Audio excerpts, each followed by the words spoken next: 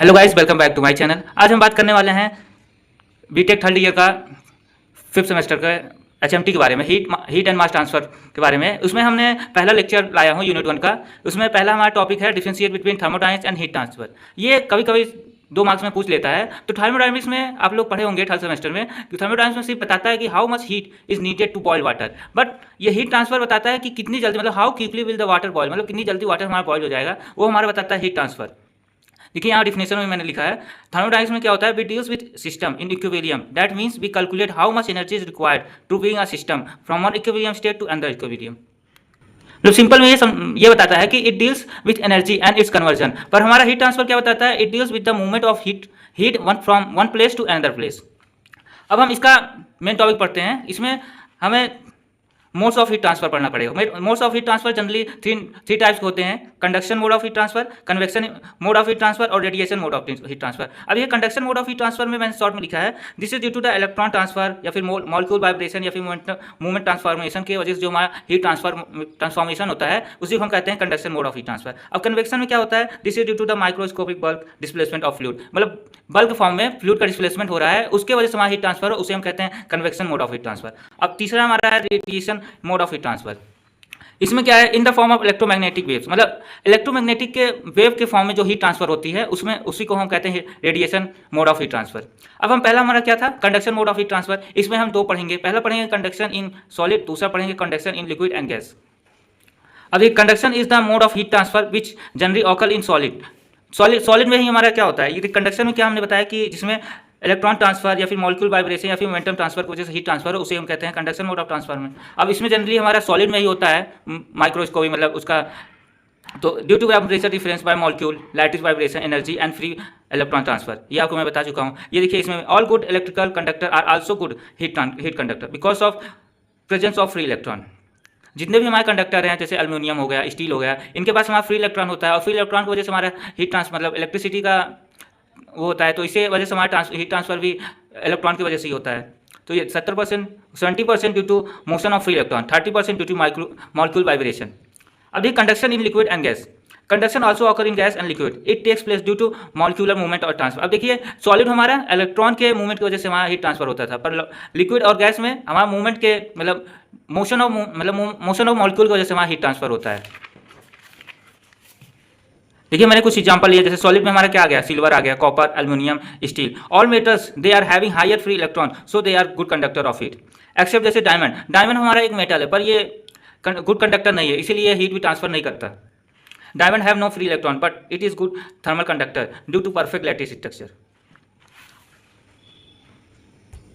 अब हमारा next topic है, देखिए मैंने कंडक्शन पढ़ा लिया। अब कन्वेक्शन हीट ट्रांसफर, इसमें क्या होता है, convection mode of heat transfer में, convection is the mode of heat transfer generally occurs between a hot solid object and the cold surrounding fluid. The convection heat transfer is due to the microscopic bulk displacement of fluid over the solid object. ये तो मैंने आपको पहले ही बता दिया था कि convection क्या होता है, कि जो बल्क अमाउंट में फ्लूइड का ट्रांसफर होता है उसकी वजह से हमारा हीट ट्रांसफर हो, तो उसे कहते हैं convection mode of heat transfer.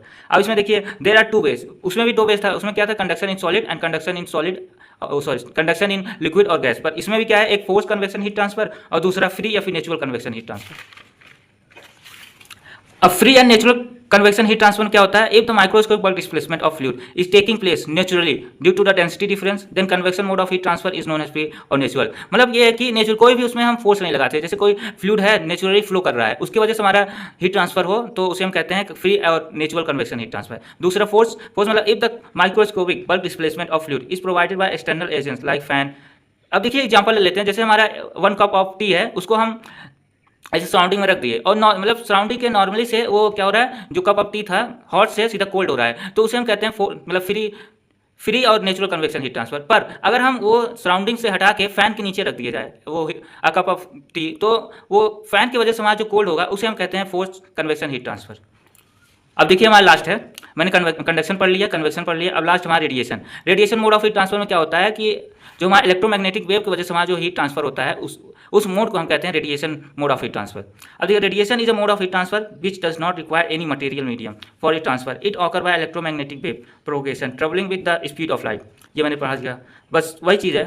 अब देखिए पहला हम, अब इसमें कुछ लॉज भी आते हैं। पहला हमारा लॉ है law of conduction heat transfer. पहला लॉ हमारा है फोरियर्स लॉ ऑफ कंडक्शन। अब इसमें क्या है, सिंपली आप मैथमेटिकल फॉर्मूलास भी लिख सकते हैं। इसमें देखिए the state that the heat transfer rate by conduction in a given direction is directly proportional to the negative sign of temperature gradient in that direction, also directly proportional to the area of heat transfer perpendicular to the direction of heat। अब देखिए mathematical से आप direct समझ लेती है Q x क्या है, मतलब हीट ट्रांसफर रेट है। Heat transfer rate directly proportional to किसके है, ये देखिए मैंने यहाँ लिखा है ग्रेडिएशन इन द डायरेक्शन, मतलब D T upon D X के। और हम दूसरा लिख सकते हैं heat transfer rate directly proportional to the area of cross section. Mathematical दोनों, फिर पहला इक्वेशन और दूसरा इक्वेशन हम कंबाइन कर दिए तो हो गया Q X equal to A into del T upon del X. अब यहाँ के क्या हो गया, के हमारा thermal conductivity of the material, K denote करता है thermal conductivity of the material. ये thermal conductivity is the property of material, it is ability of material to conduct heat. ये हमारा फॉरियर्स लॉ में सिंपली इतना लिख दिया, ज़्यादा सिर्फ 2 मार्क्स में आता है। इसी में अब दूसरा हमारा Newton law of cooling. Newton law of cooling क्या कहते हैं, अल्लाह for convection mode of heat transfer. ये convection mode of heat transfer के लिए बना है और वो हमारा कंडक्शन मोड का। फॉरियर्स लॉ हमारा कंडक्शन के लिए है और ये न्यूटन लॉ ऑफ कूलिंग ये हमारा कन्वेक्शन के लिए है। इसमें क्या कहता है, the law state that the rate of heat transfer between a hot solid body and the surrounding cold fluid due to convection is directly proportional to the temperature between them and also इसमें देखो mathematically समझ लीजिए जो Q convection क्या है, heat transfer rate है, ये directly proportional to किसके है, TW माइनस T इन्फिनाइट। और Q मतलब Q convection directly proportional to area, वही चीज़ जो मैंने कंडक्शन में बताया था। अब इन दोनों इक्वेशन को हमने कंबाइन कर दिया तो Q equal to A into TW minus T infinite. अब इसमें भी एक हमारा H आया, H क्या है हमारा हीट ट्रांसफर कोफिशिएंट है। इसकी यूनिट क्या होती है, W upon metre square minus kelvin. H क्या है, H is not a property of material but it is a depend to variation, मतलब वेरियस इंडिपेंडेंट पैरामीटर। अब देखिए वेरियस इंडिपेंडेंट पैरामीटर क्या हो गया हमारा, जैसे वेलोसिटी हो गया, कैरेक्टरिस्टिक डायमेंशन हो गया और फिर डेंसिटी हो गया। ये density rho C B Kelvin ये सब क्या है, thermal physical property of media है। In free convection heat transfer coefficient H is the function of, देखिए ये इधर H किसका फंक्शन है, अगर फ्री में रहा, ये हमारा कौन सा था फोर्स में, पर हमारा ये फ्री में रहेगा तो H acceleration due to gravity, isobaric coefficient या फिर characteristic dimension, density rho C B और के, इन सब का फंक्शन है किसमें, हमारा फ्री कन्वेक्शन हीट ट्रांसफर में। अब जो V है ये कभी कभी पूछ लिया जाता है, V हमारा क्या है, आइसोबैरिक कोफिशिएंट। ये इसका formula normally is beta equal to -1 upon V del V by del T P, isobaric expansion coefficient है ये। V क्या है, सिग्निफाई करता है the ability of fluid how much volume changes from a given temperature change. L क्या है हमारा, L ये characteristic dimension, L is the characteristic dimension of the body. अब इसमें एक और लॉ आता है स्टेफन बोल्ट्जमैन लॉ, ये किसको डिनोट करता है, रेडिएशन का। इसे हम नॉर्मली दूसरे नाम से जानते हैं law of radiation. The law state that the radiation energy emitted from the surface of black body per unit time per unit area is directly proportional to the force power of absolute temperature. देखिए mathematically मैंने लिखा भी Q radiation directly proportional T की power 4। अब इसमें भी ये आ गया, इसे हम क्या बोलते हैं, इसको हम बोल्ट्जमैन स्टेफन बोल्ट्जमैन कांस्टेंट कहते हैं। इसका नॉर्मली वैल्यू होता है 5.67 × 10⁻⁸। इसका मतलब इसको हम कभी कभी वाइवा में पूछ लेते हैं इसकी वैल्यू, तो 5.67 × 10⁻⁸ W मीटर स्क्वायर के power 4। Black body is a perfect emitter has well has perfect observer. Black body आप लोग को पता होगा ये परफेक्ट इमीटर भी होता है, परफेक्ट ऑब्जॉर्वर भी होता है। Black body is a body which absorb all the thermal radiation incident on it. ये सिंपल है। A black body heat not appear black in colour to the human eye. अब conduction में देखिए एक आता है फॉरियर्स लॉ ऑफ कंडक्शन। इसमें 2 case आते हैं, एक केस आता है हमारा heat transfer through plane wall और दूसरा केस आता है हमारा conduction heat transfer through composite wall. अब देखिए अगर हम पहला केस देखते हैं heat transfer through plane wall. अब इसमें हम पहला कंसीडर करते हैं, consider plane wall of thickness, इसका भी थिकनेस है और 3 एजम्पशन मानते हैं हम इसका। स्टेडी स्टेट हीट ट्रांसफर होना चाहिए, दूसरा 1 डायमेंशनल कंडक्शन होना चाहिए, तीसरा हमारा यूनिफॉर्म थर्मल कंडक्टिविटी होता है। अब चलते हैं इसको ड्राइव कर देते हैं। ड्राइव देखिए मैंने एक वॉल माना है, उसका थिकनेस हमने B माना है, उसमें हीट कंडक्शन हो रहा है Q और इस साइड निकल कितना रहा है QX + DX और एक मैंने क्रॉस सेक्शन कट कर लिया है जितने दूरी पर हमें निकालना है मतलब DX। अब according to the Fourier's law हमारा क्या कहता है, QX equal to -KA del T by del X। ये हमारा फॉरियर्स लॉ बोलता है, पहले मैंने अभी आपको एक्सप्लेन किया है फॉरियर्स लॉ के बारे में। अब देखिए ये डेल X है, ये इस साइड मल्टीप्लाई हो जाएगा, ये हो जाएगा QX del X equal to -KA del T।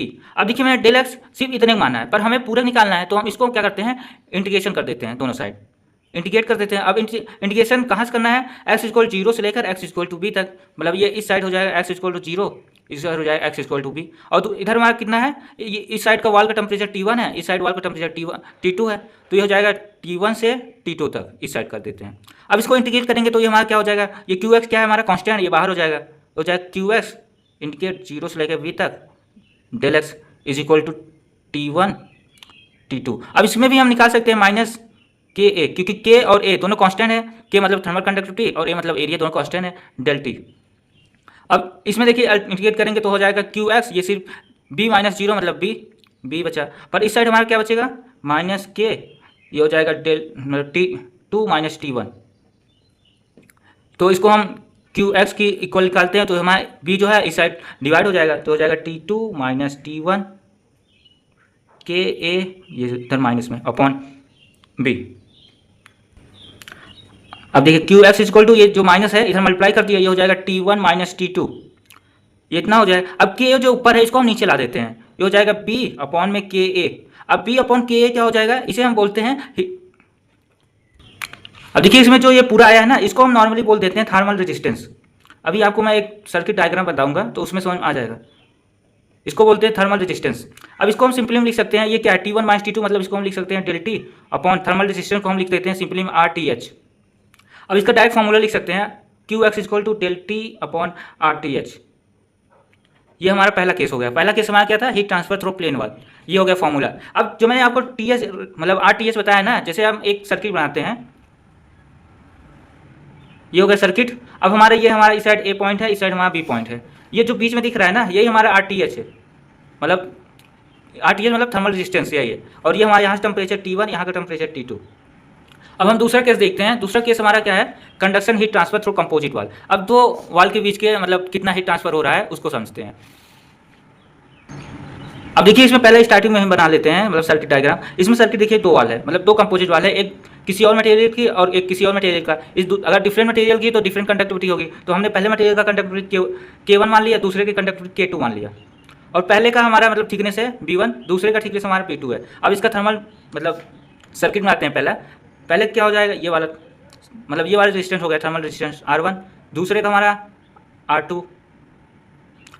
अब देखिए पहले मतलब यहाँ पहले वाल का टेम्परेचर हमारा टी वन है, पर लास्ट वाले का हमारा टी थ्री है, मतलब ये हो जाएगा टी वन, ये हो गया टी थ्री, पर हमारा जो बीच वाला है उसका टेम्परेचर टी टू।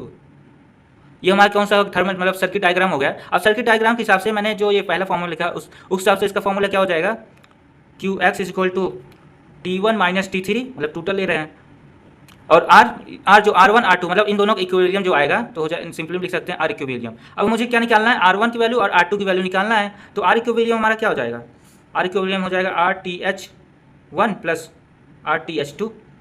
सिंपली है, अगर यही पैरेलल में होता है तो पैरेलल फॉर्म में निकालते हैं, पर सर्किट में रेजिस्टेंस क्या है सीरीज में दिया है तो हम डायरेक्टली प्लस कर दिए हैं। अब आर टी एच और R two T H two का फॉर्मूला क्या हो जाएगा, ये हो जाएगा बी वन और के वन इंटू ए। मैंने जो यहाँ पर देखिए ये वाला वही वाला चीज़ यहाँ लिख रहे हैं। अब इसमें हो जाएगा आर टी एच की वैल्यू क्या होती है, बी वन अपॉन के one into A plus B two upon के टू इंटू ए। अब देखिए यहाँ पे आर इक्विवेलेंट हमें पता चल गया, आर इक्विवेलेंट पता चल गया। अब इसी पे पुट कर दीजिए पहले वाले इक्वेशन पे, तो हमारा डायरेक्ट फॉर्मूला आ जाएगा। तो ये हो जाएगा क्यू बराबर मतलब क्यू इज इक्वल टू हमारा हो जाएगा T one minus T three upon में बी वन के one into A plus B two upon के टू इंटू ए। ये हमारे दो केस दिया था, मैंने दोनों केस एक्सप्लेन कर दिया। अब मैंने आपको कंडक्शन के बारे में बता दिया। अब हमारा दूसरा टॉपिक है कन्वेक्शन थर्मल के बारे में। अब कन्वेक्शन में हीट ट्रांसफर कैसे होता है उसका फॉर्मूला मैंने आपको बताया, मतलब कैसे कैलकुलेट करते हैं। Q convection equal to H A delta T. इसमें एच क्या है, एच हमारा जो है ये हीट ट्रांसफर कोफिशिएंट है, ए हमारा क्या है कन्वेक्शन हीट ट्रांसफर एरिया है, और टी डेल्टा टी मतलब टेम्परेचर डिफरेंस है। अब देखिए इसमें मैंने शॉर्ट लिस्ट करेंगे तो ये हो जाएगा Q convection equal to del T upon मतलब एच इंटू ए, नीचे ले लेंगे तो हो जाएगा एच इंटू वन। अब इसमें जो ये वन अपॉन एच आया ये इसी को हम बोलते हैं थर्मल रेजिस्टेंस। इसी को हम बोलते हैं thermal resistance of convection heat transfer. और ये हमारा क्या है, ये तो आपको पता है कन्वेक्शन हीट ट्रांसफर एरिया है, और एच हमारा हीट ट्रांसफर कोफिशिएंट है। अब देखिए थर्मल मतलब मैंने आपको कंडक्शन के बारे में सब चीज़ बता दिया। अब कन्वेक्शन के बारे में, अब कन्वेक्शन में कैसे फाइंड करते हैं कंपोजिट वाल के लिए, उसमें वाल और कंपोजिट वाल और मतलब सिलेंडर अभी नहीं बताया, सिलेंडर इसके बाद बताऊंगा। पहले इसका भी वाल मतलब वाल जो मैंने प्लेन वाल उसमें निकाला था, अब इसमें भी कंपोजिट वाल या फिर प्लेन वाल के बारे में निकालता हूँ। तो पहले स्टार्ट करते हैं, पहला केस हमारा कन्वेक्शन वाल। तो हमारा इसमें पहला केस देखते हैं, केस वन। केस वन क्या है हमारा, प्लेन वाल। केस वन हमारा प्लेन वाल है। अब इसमें प्लेन वाल में मतलब जैसे कंडक्शन में मैंने निकाला था उसी तरह कैसे इसमें भी निकालूंगा। एक वाल मान लेते हैं, एक वाल है, ये देखिए ये वाल है। अब इसका जो इस साइड का टेम्परेचर है ये है टी मतलब हमने सपोज किया है, और ये हमारा इस साइड मतलब इस साइड हमारा टी है टेम्परेचर, और इसका जो ब्रेथ है वो भी है, मतलब ये कितनी चौड़ी है वो भी है मान लेते हैं। और इस वाल का हमारा थर्मल कंडक्टिविटी के मान लेते हैं। और अब इसमें क्या है, हीट ट्रांसफर हो रहा है इस साइड से इस साइड। अब उसमें मैंने उस वाले कंडीशन सिर्फ कंडक्शन लिया था, पर इसमें कन्वेक्शन लेंगे। कन्वेक्शन मतलब जो एयर की वजह से हमारा हीट ट्रांसफर हो रहा है उसको भी हम इसमें कंक्लूड करेंगे। तो चलिए अब एक सर्किट डायग्राम, जैसे मैंने आपको पहले बताया है सर्किट डायग्राम कैसे बनते हैं, इसका भी सर्किट डायग्राम बनाते हैं। तो सर्किट डायग्राम पहले बनाते हैं, क्या होगा, जैसे हमारा पॉइंट क्या है, पहला टेम्परेचर TG है, TG से ले जाते हैं। अब एटमॉस्फेयर मतलब बाहर का टेम्परेचर TG है, तो TG से अब ये जाएगा, ये हमारा ये वाला हमारा जो थर्मल रेजिस्टेंस है ये हमारा किसकी वजह से होगा, ये एयर की वजह से होगा। अब दूसरा, अब ये एक हमारे वाल की वजह से भी थर्मल रेजिस्टेंस आएगा, तो वो वाला ले लेते हैं। और तीसरा आएगा मतलब इस साइड एयर की वजह से। तो ये हो गया हमारा थर्मल सर्किट से हमें इजीली सॉल्व मतलब कैलकुलेट कर लेंगे हमारा हीट ट्रांसफर कितना हो रहा है। तो इसीलिए थर्मल सर्किट बना दी। एग्जाम में बनाएंगे तो आपको अच्छा मार्क्स देगा, एग्जाम में समझेगा कि यहाँ पर है कि ये हमारा TA। अब इसमें टेम्परेचर हम मान लेते हैं कुछ भी, इसका टेम्परेचर T1 मतलब TG से T1 जा रहा है, फिर T1 से T2 जा रहा है। अब देखिए, अब एक इसमें और मान लेंगे कि अगर हम कन्वेक्शन ले रहे हैं तो H भी मान लेंगे, मतलब कितना थर्मल कोफिशिएंट, मतलब कोफिशिएंट हीट ट्रांसफर कोफिशिएंट मान लेंगे कुछ है। तो इस साइड का हम मानते हैं Hg है, हीट ट्रांसफर कोफिशिएंट मतलब मानना पड़ेगा ना खुद से, हीट ट्रांसफर कोफिशिएंट इसका Hg है। और इस साइड वाले का हमारा मान लेते हैं ये Ha है। अब ये भी सपोर्ट कर लेते हैं, अगर Hg मान ले तो मतलब आप समझ लीजिए इस साइड हमारा गैस है और इस साइड हमारा एयर है। ये कंक्लूड करके लेंगे तो आप समझ लेंगे यहाँ इस साइड H है, ये T है, ये मतलब एयर साइड का है। तो चलिए अब निकालते हैं। अब नॉर्मली हमारा हीट ट्रांसफर का फॉर्मूला मैंने बताया था क्या होता है, Q = ΔT upon thermal resistance. Thermal resistance मतलब total summation of thermal resistance होता है। अब ये थर्मल रेजिस्टेंस में कितने आ रहे हैं, 1 और 2 3 थर्मल रेजिस्टेंस आ रहा है। अब तीनों को सम करके वही निकालना पड़ेगा। अब थर्मल रेजिस्टेंस की बात करें तो हमारा क्या हो जाएगा, समीशन ऑफ RH। अब इसी की बात करते हैं, मतलब ये फार्मूला पे 1/H की बात कर रहे हैं थर्मल रेजिस्टेंस। अब पहला हमारा क्या है, ये हमारा गैस में हमारा कौन सा थ्योरम लगेगा, हमारा कन्वेक्शन लगेगा। तो कन्वेक्शन फार्मूला 1/H हो जाएगा। तो इसमें क्या हो जाएगा 1/H, मतलब इस साइड गैस का ले रहे हैं तो Hg × A। अब हम एरिया हम तीनों में सेम कैलकुलेट कर रहे हैं तो सॉल्व कर रहे हैं। तो प्लस अब दूसरा हमारा कौन सा, ये वाला आ गया। अब ये वाला हमारा क्या है, वाल के लिए। अब वाल मतलब कंडक्शन इसमें हो रहा है। अब कंडक्शन में फार्मूला क्या हो जाएगा, B/K। ये मैंने अभी पिछले मतलब कुछ पहले अभी ये टॉपिक बताया, B/K कैसे है। अब दूसरा एयर के लिए कैलकुलेट करेंगे। एयर में क्या हो जाएगा, मैंने क्या माना है, HA × A।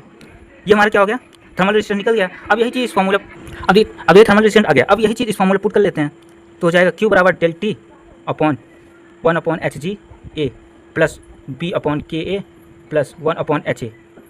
ये हो गया, ये हमारा निकल गया प्लेन वाल के लिए। पहला केस क्या है, प्लेन वाल। अब हम दूसरा केस निकालते हैं, उसमें जैसे मैंने निकाला था कंपोजिट स्लैब के लिए। अब इसमें भी वही same to same composite slab के लिए निकालता हूँ।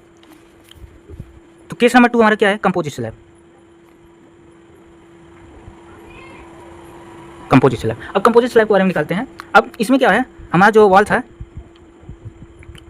ये वॉल, अब ये कंपोजिट स्लैब है, मतलब एक का कंडक्टिविटी थर्मल कंडक्टिविटी K1 मान लिया, दूसरे का K2, और इन दोनों का ब्रेथ हमारा B1, ये हो गया B1, ये हो गया हमारा B2। अब इस साइड मतलब हमारा गैस है तो इसका टेम्परेचर हम मान लेते हैं नॉर्मली TG, जो मैंने उसमें पहले मांगा था वही इसमें भी मान रहा हूँ, सेम टू सेम TG है। और इधर से हमारा ये वाला टेम्परेचर ये वाला हमारा टेम्परेचर TG ये वाला है। अब ये एयर है तो इसको हम मान लेते हैं TA, इस साइड का हमारा टेम्परेचर TA। अब वही सेम टू सेम जो उस साइड में ये हो जाएगा हमारा Hg, इधर हो जाएगा हमारा HA। अब चलिए इसमें सॉल्व करते हैं। अब इसमें सॉल्व करने के लिए हमारा क्या है, देखिए इधर कन्वेक्शन लगेगा, इधर दो साइड हमारा क्या कंडक्शन लगेगा, फिर इधर हमारा क्या कन्वेक्शन लगेगा, क्योंकि हमारा कंडक्शन का मैंने अभी आपको थ्योरी बता दिया है, कंडक्शन कहाँ लगता है, कन्वेक्शन कहाँ लगता है, ये सब यूज। अगर नहीं समझ में आएगा तो फिर से वीडियो देख लीजिएगा।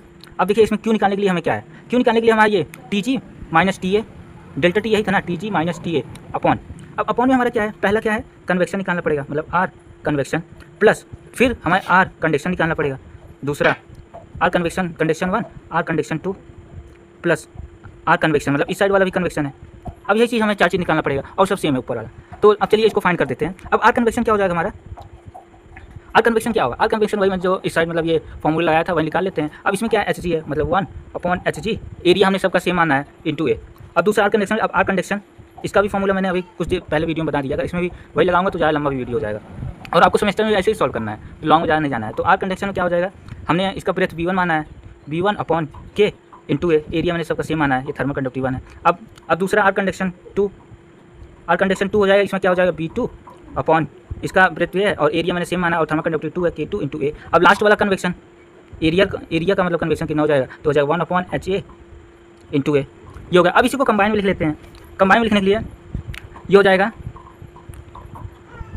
अब देखिए इसको कंबाइन में मतलब इस पे मतलब इसी फॉर्मूला पे पुट करना है। तो अब पुट करेंगे क्या हो जाएगा, Q = हमारा आएगा TG - TA अपॉन में इन सब का वैल्यू लिख देंगे 1/Hg × A plus B1K1 into A plus B2K2 into A plus 1/HA into A. ये हमारा कंप्लीट कौन सा है, कंपोजिट स्लैब का हीट कन्वेक्शन मतलब पूरा हीट ट्रांसफर कितना हो रहा है मैं निकाल लिया कैलकुलेट करके। ये आपको न्यूमेरिकल में सॉल्व करने और कभी डेरिवेशन भी आ जाता है तो सॉल्व करा दिया हूँ। अब इसमें एक क्वेश्चन और पूछता है हीट फ्लक्स के बारे में। अब इसमें हीट फ्लक्स के बारे में पूछता है। अब हीट फ्लक्स क्या होता है, हीट फ्लक्स आप पहले भी पढ़े होंगे। वो हीट फ्लक्स होता है Q/A। हीट फ्लक्स हमारा Q/A होता है। अब Q/A मतलब ये है कि हम इसमें जो Q है उसमें A का हम डिवाइड कर दे रहे हैं। हमने इस साइड Q निकाल लिया है, अब इसी में A का डिवाइड कर देंगे। तो अब इसमें एक डिवाइड करने पहले हम फॉर्मूला लिखते हैं। क्या आया था हमारा TG माइनस TA अपॉन में हमारा कितना आया था 1/HG into A plus B1K1 into A plus B2K2 into A plus 1/HA into A. ये हो गया। अब इसमें हम ए का डिवाइड किए हैं, ए का डिवाइड किए हैं मतलब इस साइड भी ए का डिवाइड करना पड़ेगा। ए का डिवाइड कर दिए सब में।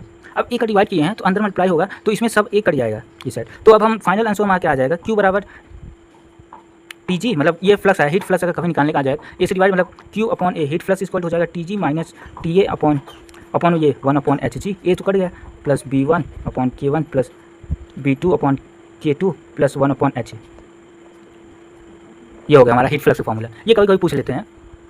अब देखिए एक टॉपिक और आता है, अब पूछते हैं कभी कभी overall heat transfer coefficient you निकालने के लिए। मतलब यू क्या है अभी मैं आपको बता रहा हूँ। यू का यूनिट होता है W/m² केल्विन मतलब वाट/m² केल्विन। ये क्या होता है, it is the parameter which takes into account all the modes of heat transfer into a single amplitude, hence it is defined in the form of equation U. मतलब हमने जो यहाँ लिखा था Q बराबर HA डेल्टा T, अब इसको हमने U लग दिया, मतलब वही हमने H को यूँ करके U लिख दिया। अब इस U क्या है, हमें ओवरऑल बता देगा मतलब हीट ट्रांसफर कोएफिशिएंट कितना हो रहा है, पूरा ओवरऑल है। तो अब इसको फाइंड करने के लिए मतलब जो H का मतलब H1 HG HA जो हमने अलग अलग निकालते थे, U हमारा टोटल है मतलब बहुत सारे हीट ट्रांसफर का हीट ट्रांसफर कोएफिशिएंट का मैंने मिला के सिर्फ U ही लिख दिया। तो यही है इसमें। अब U क्या है, अब देखिए Q equal to HA delta T होता है तो हमने ओवरऑल फाइंड करके क्या लिख दिया है Q equal to UA delta T। अब Q बराबर हो जाएगा डेल्टा T, अब UA इसको हम डिवाइड कर दे 1/UA हो गया मतलब ओवरऑल थर्मल रेजिस्टेंस। अब इसी को हमें फाइंड करना है। अब हम देखिए मैंने प्लेन वाल को अगर समझाएंगे तो सिंपल है, आप लोग कर भी सकते हैं। तो हमने डायरेक्ट कंपोजिट वाल समझाया। अब कंपोजिट वाल में क्या समझाया है, ये कंपोजिट वाल में क्या है कि कंपोजिट वाल है, ये कंपोजिट वाल है। अब इसका थर्मल कंडक्टिविटी इसका K1 मैंने माना था, इसका K2 और प्रेशर हमारा क्या हो जाएगा ये B1, ये हमारा हो जाएगा B2, ये हो गया। अब इसका टेम्परेचर इस साइड मतलब गैस का साइड TG है और इस साइड हमारा TA है। अब यही फाइंड करना है। अब देखिए अब थर्मल सर्किट बना लेते हैं। थर्मल सर्किट क्या हो जाएगा हमारा TG से स्टार्ट होगा। TG से पहला हमारा गैस का बन जाएगा एक रेजिस्टेंस थर्मल रेजिस्टेंस, अब दूसरा हमारा दूसरे मतलब पहले वाल का, फिर दूसरे वाल का, फिर इस साइड एयर का बन जाएगा, ठीक इस साइड एयर का बन जाएगा। ये हो जाएगा हमारा TA टेम्परेचर। अब इसका थर्मल रेजिस्टेंस निकालेंगे तो अभी मैंने आपको वही पहले निकाला है। इसका थर्मल रेजिस्टेंस हो जाएगा 1/HG इंटू ए गैस का है। अब ये किसका है, वाल का, पहले वाल का, इसका हो जाएगा K1 B1 इंटू ए। अब दूसरे वाल का K2 B2 इंटू ए। अब मतलब एयर साइड का हमारा हो जाएगा 1/HA इंटू ए, ये हो जाएगा। अब इसको ओवरऑल कैसे मतलब फॉर्मूला Q बराबर हो जाएगा हमारा TG माइनस TA अपॉन में 1/HG into A plus K1 B1 into A plus K2 B2 into A plus 1/HA into A, ये हो गया। अब यही जो है हमारा ये नीचे वाला, यही हमारा क्या है जो मैंने अभी आपको दिखाया नहीं, ये देखो यही हमारा क्या है ओवरऑल थर्मल रेजिस्टेंस, यही हमें निकालना है। तो अब हम इसको अलग से लिख देते हैं, अलग से लिखने देखो 1/UA बराबर ये सब हो जाएगा, टोटल हो जाएगा 1/HG A plus K1 B1 into A plus K2 B2 into A plus 1/HA, ये हो गया। अब इसमें देखिए सब में A है तो हम A को कैंसिल आउट कर सकते हैं। तो हमारा फाइनल कितना आ जाएगा U बराबर, तो हो जाएगा इधर 1/U इक्वल टू हमारा हो जाएगा 1/HG plus K1 B1 plus K2 B2 plus 1/HA, ये हो गया हमारा फाइनल आंसर। अब देखिए ये मतलब अधिकतर ये क्वेश्चन आ जाता है, अधिकतर नहीं बहुत ज़्यादा ही आ जाता है ये क्वेश्चन हमारा ये वाला एग्जाम में, ये बहुत इंपॉर्टेंट है। इसमें क्वेश्चन क्या पूछा है, अज्यूमिंग स्टेडी स्टेट मतलब अज्यूम करिए steady state one dimension heat transfer और stabilize the relationship between the thermal conductivity. अब इसे हम प्रूव करेंगे मतलब दो स्लैब मतलब टू कंपोजिट स्लैब को लेकर, जैसे मैंने किया था उसी को। अब देखिए इसमें क्या है, मैं दो कंपोजिट स्लैब ले लिया, ये है। अब इसका हम रिलेशनशिप बताएंगे थर्मल कंडक्टिविटी क्या रिलेशनशिप बनता है हमारा। अब इसका हमारा थर्मल कंडक्टिविटी इसका हम मान लेते हैं K1, जैसे मैंने पुराने बताया वही चीज़ मैंने इसमें बता रहा हूँ, इसका मान लेते हैं K2 और इन दोनों का ब्रेथ मान लेते हैं।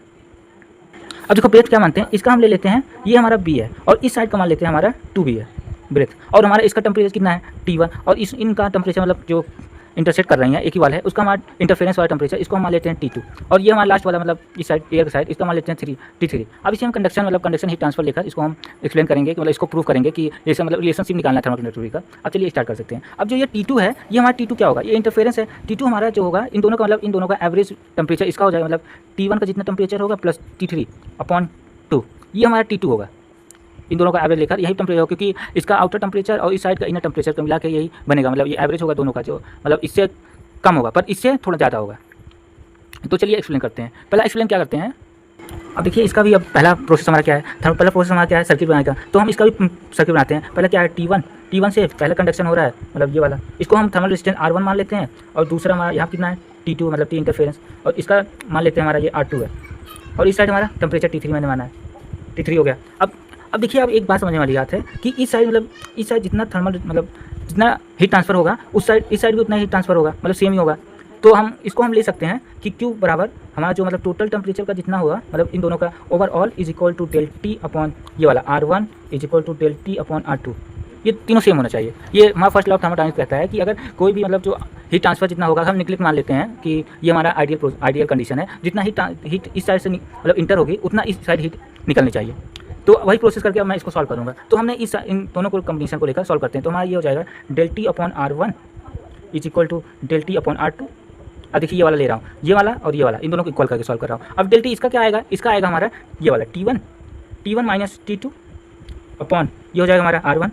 अब इस साइड क्या आएगा हमारा T2 minus T3 upon R2, ये हो गया। अब देखिए इसको अब सॉल्व करते हैं, कैसे सॉल्व किया जाएगा। ठीक, तो अब इसमें क्या आया था, यहाँ फिर से लिख देता हूँ। T1 आया था T1 minus T2 upon R1 is equal to T2 minus T3 upon R2, ये हो गया। अब इसमें क्या है, अब T1 और T2 वैल्यू लिख देते। अब T1 का वैल्यू T1 ही रहेगा, पर मैंने T2 की वैल्यू क्या लिखवाया था, ये होता है हमारा T2 by T1 plus T3 upon 2, ये हमारी T2 वैल्यू थी। अब R1 की वैल्यू क्या हो जाएगी, इस साइड देखिए ये कंडक्शन है। अब कंडक्शन में R1 की वैल्यू हम क्या लिख सकते हैं, नॉर्मल ने पिछले फॉर्मूला बताया है, तो इसका हम वैल्यू लिख सकते हैं, मतलब इसका ब्रेथ क्या है 2B है, मतलब 2B अपॉन एरिया हम मतलब दोनों साइड का सेम मान रहे हैं K1 इंटू A, और इस साइड वाला हमारा ब्रेथ क्या है B है, B upon K2 into A। अब इस साइड वही पुट करना है। तो हमारा R1 की वैल्यू क्या आई थी, R1 हमारा आया था 2B upon K1 into A। अब इज इक्वल ऐसे T2 की वैल्यू मैंने क्या लिखी हुई है, T1 प्लस T3 अपॉन 2, ये हमारा T2 वैल्यू है, माइनस T3 अपॉन हमारा क्या हो जाएगा B upon K2 into A, ये हमारा हो जाएगा। अब हम ये सिंपली मैथमेटिकल पूरा लगाएंगे और उसी तरह सॉल्व करेंगे। अब चलिए सॉल्व करते हैं इसको नॉर्मली फॉर्मूला। अब इसमें क्या है, पहले मल्टीप्लाई कर देते हैं अंदर, तो ये हो जाएगा हमारा, ये इस साइड जाएगा, मतलब ये हो जाएगा 2T1 minus T1 plus T3, ये हो जाएगा। अब ये देखिए यहाँ समझने वाली बात है, ये माइनस है तो अंदर भी इस साइड माइनस जाएगा, क्योंकि ये हमारा T2 की वैल्यू था, तो इधर ये भी माइनस होगा, तो T2 माइनस T1। अब ये 2 है तो इस साइड मल्टीप्लाई हो जाएगा, तो हो जाएगा ये 4 भी हो जाएगा, क्योंकि 2 इंटू 2 4 भी। अब K1 इंटू A अपॉन में है, तो ये हो जाएगा ऊपर मल्टीप्लाई हो जाएगा, तो ये हो जाएगा K1 इंटू A, ये हो जाएगा। अब इस साइड भी वही हो जाएगा, ये ऊपर हो जाएगा, ये हो जाएगा K2 इंटू A, और ये हमारा हो जाएगा T1 प्लस T3 माइनस नहीं, ये एलसीएम मतलब 2 था जाएगा, मतलब 2 T3, ये हो गया अपॉन। अब ये 2 था, इधर भी हो जाएगा 2B, इधर मल्टीप्लाई हो जाएगा ना। अब देखिए B से B कैंसिल, 2 1 जा 2 से 2 कट गया। अब देखिए इधर A से A कैंसिल। अब सॉल्व करते हैं, ये हो जाएगा हमारा K1 into 2T1 minus T1, ये हो जाएगा T1 माइनस T3। अब इस इक्वल टू हमारा हो जाएगा K2 हो गया T1, ये हो मतलब T1। अब देखिए T3 माइनस 2T3 आएगा माइनस T3। अब देखिए ये अपॉन में 2 था, ये 2 बचा है नीचे, इधर मल्टीप्लाई हो जाएगा 2K2। अब देखो T1 माइनस T3 तो कैंसिल हो जाएगा, तो हमारा रिलेशन क्या हो गया, K1 बराबर हो जाएगा 2K2। ये रिलेशन हमें पूछ रहा था, तो हमारा फाइंड आउट हो गया। अब देखिए हमारा निकल गया। अब इसमें क्या निकला कि K1 जो होता है इसके 2K2 बराबर होता है, मतलब इस K1 का थर्मल कंडक्टिविटी ज़्यादा होता है। अगर हमारा कभी पूछ ले थर्मल मतलब उसका थर्मल टेम्परेचर प्रोफाइल बनाइए, तो टेम्परेचर प्रोफाइल कैसे बनाएंगे, ये है। तो ये हमारा क्या था, ये हमारे यहाँ पे T1 था, ये हमारा T2 है, और इस साइड हमारा T3 है। तो टेम्परेचर प्रोफाइल क्या है, जो हमारा T1 है वो सबसे ज़्यादा होगा, फिर इसके बाद हमारा T2 होगा, इसके बाद हमारा T2 होगा, फिर सबसे कम हमारा T3 होगा, और इसी तरह हमारा क्या K1 भी होगा। K1 जो है इस साइड K1 ज़्यादा होगा, ये हमारा K2 कम होगा। ये हमारा पूरा डिटेल में ये हमारा क्या है, टेम्परेचर प्रोफाइल, ये टेम्परेचर प्रोफाइल है। ये इसका ब्रेथ हमने कितना माना था 2B, और इसका ब्रेथ हमने कितना माना था B। ये पूरा हमारा टेम्परेचर प्रोफाइल है। अब हम चलते हैं अपने अगले टॉपिक पे। अब अगला टॉपिक क्या है हमारा, 1 dimension radial conduction heat transfer through cylinder. अब सिलेंडर में देखते हैं कि मतलब हीट ट्रांसफर कैसे होता है। मैंने एक सिलेंडर माना है, अब इसको भी अब देखिए इसमें हम सिर्फ कंडक्शन निकाल रहे हैं, कन्वेक्शन नहीं निकाल रहे हैं। तो इसमें क्या मैंने माना है, देखिए एक सिलेंडर है और मतलब एक सिलेंडर क्या मैंने एक सिलेंडर लिया है, तो सिलेंडर क्या लिया है, उसका जो इनर रेडियस है सिलेंडर का R1 मान लिया है और आउटर रेडियस हमारा R0 है। और इस मतलब जो पाइप है, इस पाइप का थर्मल कंडक्टिविटी हमने मान लिया है K है और इनर टेम्परेचर हमने माना है T1 और आउटर टेम्परेचर मैंने T0 है और सिलेंडर की लेंथ कितनी हमने मान लिया है L है।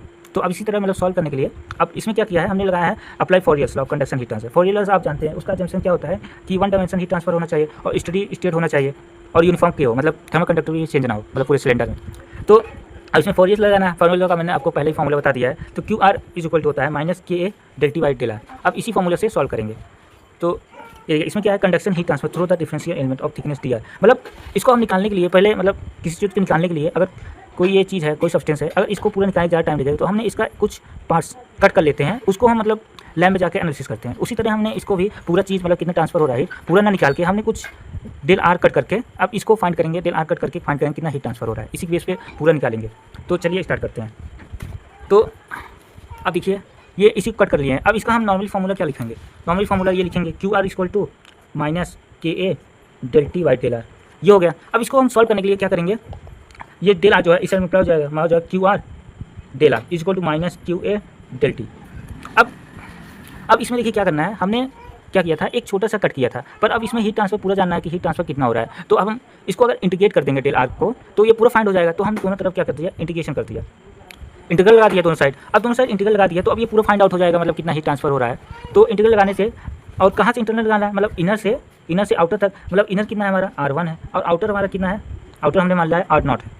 अब इसका टेम्परेचर कितना है, टेम्परेचर इनर कितना है हमारा T1 और टेम्परेचर कितना है आउटर T0। तो अब इसको हम सॉल्व करते हैं। अब इसमें क्या है, क्यू आर जो है कांस्टेंट है, इसको हम बाहर ले सकते हैं। तो जहाँ तक क्यू आर इंटीग्रल R1 और नॉट डेल आर। उसी तरह इस साइड में क्या है, के और ए दोनों कांस्टेंट है, इसको भी बाहर ले सकते हैं, के और ए T1 T0 डेल टी। ये हो गया। अब हम इसमें इंटीग्रल लगाते हैं, मतलब मैथमेटिकली द्वारा सॉल्व करते हैं। मैथमेटिकल फॉर्म क्या लगाएगा, क्यू आर। अब इसका डेल आर का इंटीग्रेशन करेंगे। देखिए एक और मिस्टेक हो गया। अब इसमें क्या है, हमें सिलेंडर का एरिया भी पता कर सकते हैं, मतलब एरिया हम निकाल सकते हैं क्योंकि आर का टर्म है। तो एरिया हम क्या निकालेंगे, इसका एरिया हो जाएगा हमारे पूरे सिलेंडर का, हमारा एरिया होता है 2 पाई आर इंटू एल। ये एरिया होता है, तो अब यही एरिया इसमें पुट कर देंगे। तो ये हो जाएगा हमारा क्यू आर मतलब R1 से R0 del R is equal to minus K. अब मेरा एरिया अंदर ही रहेगा क्योंकि आर का टर्म आ गया, मतलब आर भी T0 ये हो जाएगा। तो अब ए की वैल्यू क्या लिख सकते हैं हम, 2 pi R into L into del T.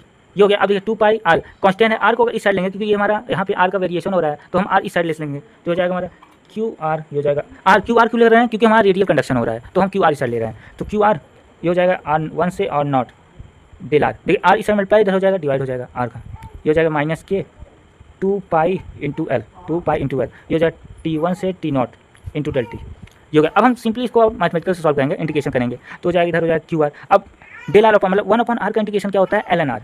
ये हो जाएगा एल एन इंटू आर, कहाँ से R1 से R0 माइनस के 2 पाई इंटू एल। अब डेल टी का इंटीग्रेशन करेंगे, मतलब यहाँ 1 है तो इसका इंटीग्रेशन हो जाएगा, सिर्फ नॉर्मल टी आता है टी। अब हम आपको मतलब आप थर्ड ईयर मतलब सेकंड ईयर में आ गए हैं तो आपको मैं इंटीग्रेशन करना सिखाऊंगा ही नहीं, तो आप ये खुद का सीखना पड़ेगा। तो ये हो गया। अब हम इसका फॉर्मूला मतलब पुट करेंगे, पूरा मैथमेटिकल है। तो हो जाएगा एल एन क्या हो जाएगा R0 minus L N R1। इस साइड हमारा वही चीज़ हो जाएगा, माइनस 2 पाई के एल हो जाएगा T0 माइनस T1। ये हो गया। अब हम इसको क्या करेंगे, क्यू आर। अब इसको हम क्या अपॉन में लिख सकते हैं, एल एन बराबर हो जाएगा R0 अपॉन R1। ये मैथमेटिकली आपको इतना आना चाहिए, पूरा मैथमेटिकल है इसलिए कुछ एक्सप्लेन हो जाएगा माइनस 2 पाई के एल। ये हो जाएगा T0 माइनस Ti, ठीक, Ti मतलब टी इंटीरियर। तो ये हो जाएगा, अगर ये माइनस कॉमन अंदर ले लिए तो हमारा हो जाएगा क्यू आर एल एन बराबर हो जाएगा R0 R1 is equal to, ये माइनस अंदर ले लिए तो हो जाएगा 2 पाई के एल। ये हो जाएगा मतलब इस साइड हो जाएगा Ti माइनस T0। ये हो गया। अब इसको हम नॉर्मल लिख सकते हैं, क्यू आर बराबर ये भी इस साइड हो जाएगा तो हमारा जाएगा, तो नॉर्मल हमारा क्या आ जाएगा, ये हो जाएगा 2 pi K L T1 minus T0 upon में L N R0 minus R1। ये हो जाएगा। अब इसको अगर हम जैसे उसमें भी क्या माने थे थर्मल रेजिस्टेंस निकालने के लिए, तो अब इस साइड भी थर्मल रेजिस्टेंस निकालेंगे तो हो जाएगा क्या, थर्मल रेजिस्टेंस निकालेंगे तो हमारा क्या आ जाएगा, क्यू आर बराबर हो जाएगा जो इस साइड आया है, ये हो जाएगा Ti माइनस T0, मतलब जो ऊपर था वो सब नीचे ले ले रहा हूँ, L N R0 RI upon में 2 पाई के एल। अब ये किस फॉर्म में आ गया, ये हमारा क्या आ जाएगा, ये हम इसको लिख सकते हैं थर्मल रेजिस्टेंस। अब इसको मतलब सिंपल फॉर्म में लिख सकते हैं, क्यू आर बराबर हो जाएगा Ti minus T0 upon RT thermal resistance. ये हमारा मतलब ओवरऑल क्या है, one dimension one dimensional radial conduction heat transfer through cylinder by explain. I hope आपको अच्छे समझ में आया होगा और मैंने कोशिश किया आपको समझाने के लिए। अब हमारा दूसरा टॉपिक है हमारा हीट कंडक्शन हीट मतलब radial conduction heat transfer through मतलब कंपोजिट सिलेंडर में। अब सिलेंडर में देख लिया मैंने, अभी उसमें भी 2 केस बताया, एक प्लेन वाल एक कंपोजिट स्लैब। अब इसमें सिलेंडर में आ गया, सिलेंडर में मैंने 2 चीज़ बताऊंगा, एक मतलब सिलेंडर नॉर्मल सिलेंडर बता दिया, अब कंपोजिट सिलेंडर बताने वाला हूँ। कंपोजिट सिलेंडर में कैसे हीट ट्रांसफर होता है और कैसे कैलकुलेट करेंगे। इसमें सिंपली है conduction heat transfer will be transfer radially outward direction. मतलब आपको पता होगा मतलब जो होता है मतलब आउटवर्ड डायरेक्शन में हीट ट्रांसफर होगा, क्योंकि यहाँ पे जो हमारा हॉट गैसेस मतलब जो फ्लूइड है, हॉट गैसेस मतलब फ्लूइड जो है यहाँ टेम्परेचर जाता है, तो हमारा हीट ट्रांसफर किधर होता है, हाई टेम्परेचर से लो टेम्परेचर, तो बाहर ही निकलेगा, तो रेडियली ट्रांसफर हो रहा है। अब इसमें भी मैंने मतलब एक तो एक्सप्लेन कर दिया हूँ आपको, तो दूसरा आपको इसलिए समझ में आ जाएगा। इसमें मैंने एक थर्मल सर्किट बनाया है। तो थर्मल सर्किट क्या है, देखिए पहला हमारा ये इनर वाला ले लिया, मतलब R1 जो लास्ट वाला R1 का कंडक्शन मतलब ये वाला कंडक्शन कंपोजिट वाला है, तो पहला ये हो गया, पहला वाला कंडक्शन ये वाला R1 ले लिया। अब दूसरा का R2 और तीसरा ये लास्ट वाला हमारा R3। अब इन्हीं को निकाल लेंगे। अगर हमारा R1 है तो L1 क्या हो जाएगा, L1 जो हो जाएगा हमारा L1 R2, मतलब जैसे आप इसका जैसे माने थे, ये वाला R1 है, RI है, ये R0 है। अब RI R0 में हमारा क्या आया था, हमारा आया था RI R0 में हमारा R0 ऊपर था, मतलब ये बाहर वाला ऊपर जाएगा और नीचे वाला नीचे हो जाता है। अब उसमें भी देखिए R1 से R2 जा रहा है, तो मतलब ये R2 जो है ऊपर हो जाएगा, देखिए ln R2 अपॉन R1। फिर थर्मल कंडक्टिविटी क्या था हमारा, K है, इसका K1 है 2 पाई K1 × L। देखिए समझाने के लिए आपको एक रफली मैंने बनाया है। अब रफली देखिए इसमें R2 मतलब पहला वाले मैंने पहला पाइप लिया है, ये वाला पाइप, इस पाइप का जो हमारा इनर टेम्परेचर है R1 है और दूसरा हमारा आउटर टेम्परेचर R2 है, मतलब ये वाला टेम्परेचर, ये वाला पाइप सीख लिया ये वाला। तो इसका हमारा R निकालने के लिए R1 निकाल लिया मैंने, क्या निकाला है। अब मैंने R1 कैसे निकालता हूँ, मैंने पिछले वीडियो में अच्छे से टाइप किया, आप लोग जाकर देख लिया। तो इसमें क्या हो गया ln मतलब ये आउटर रेडियस हमारा R2 हो जाएगा और इनर रेडियस हमारा R1 हो जाएगा।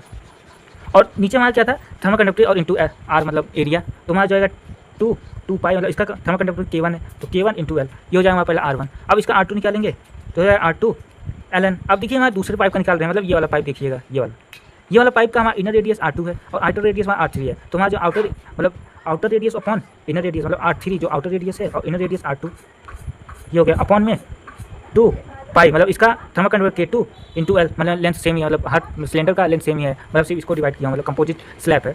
तो R3 हमारा क्या हो जाएगा R3 ln मतलब आउटर रेडियस। अब ये वाला पाइप, अब इस पाइप का हमारा देखिए आउटर रेडियस R4 है और इनर रेडियस R3 है, सिर्फ इस पाइप को देखिए ये वाला, तो ये हो जाएगा हमारा आउटर रेडियस मतलब R4 अपॉन R3 अपॉन में 2 पाई, इसका थर्मल कंडक्टिविटी K3 × L, ये हो गया। अब इसी को हमने क्या किया है, कंबाइन कर दिया। देखिए QR बराबर T1 - T4, मतलब जो इनर रेडियस थी मतलब माइनस आउटर रेडियस T4 है हमारा, आउटर रेडियस ही लिखा हूँ, तो ये हो जाएगा T1 - T4 अपॉन R1 पहला R2 R3, ये हमारा क्या हो जाएगा कंप्लीट मतलब ट्रांसफर ऑफ हीट ट्रांसफर। अब दूसरा देखते हैं हम, दूसरा टॉपिक आ जाता है हमारा radial heat transfer through sphere. अब स्फीयर में रेडियल हीट ट्रांसफर देखते हैं, स्फीयर में क्या चेंज होगा, एरिया चेंज होगा। अब एरिया की वजह से मतलब बहुत सारी चेंज हो जाएगा, बहुत सारा वैल्यू चेंज हो जाएगा। तो अब एरिया में चेंज क्या आता है, अब देखते हैं इसमें स्फीयर में। अब देखिए स्फीयर भी नॉर्मली हमने क्या ले लिया है, सिलेंडर की तरह मतलब मान लिया है। देखिए स्फीयर में हमने क्या देखा, स्फीयर मतलब आपको 2D में दिखा देता हूँ, ये देखो स्फीयर है। अब इसका मैंने इनर रेडियस RI और आउटर रेडियस हमारा R0, ये हो गया। अब इसका TI जो है हमारा inner temperature, outer temperature T0 हो गया। अब इसमें भी जैसे सिलेंडर मैंने कट किया था, अब इसमें भी छोटा सा कट कर लेते हैं, इसको हम बोलते हैं DR। अब इसमें भी छोटा सा कट दे रहे हैं, ये हो गया हमारा DR हो गया। अब इसको देखिए मैंने यहाँ भी वही चीज़ लिखा है, मतलब इनर रेडियस R1 है, आउटर रेडियस R0 है और ये मतलब TI जो है हमारा इनर टेम्परेचर, T0 मतलब आउटर टेम्परेचर, DR कट गया है। अब नॉर्मली जो मैंने उसमें फॉर्मूला जो मतलब हीट ट्रांसफर इन कंडक्शन में जो होता है वही फॉर्मूला रहते हैं, according to the Fourier's law QR = -KA ΔT upon ΔR होता है, वही फॉर्मूला अब इसमें भी यूज़ करेंगे। अब देखिए इसमें यूज़ करेंगे। अब इसमें क्या चेंज होगा, एरिया स्फीयर का क्या होता है 4πr², ये हमारा स्फीयर का फॉर्मूला होता है, तो ये हो जाएगा QR = -K। अब एरिया का फॉर्मूला लिख देंगे 4πr² × ΔT अपॉन ΔR, ये हमारा फॉर्मूला हो गया।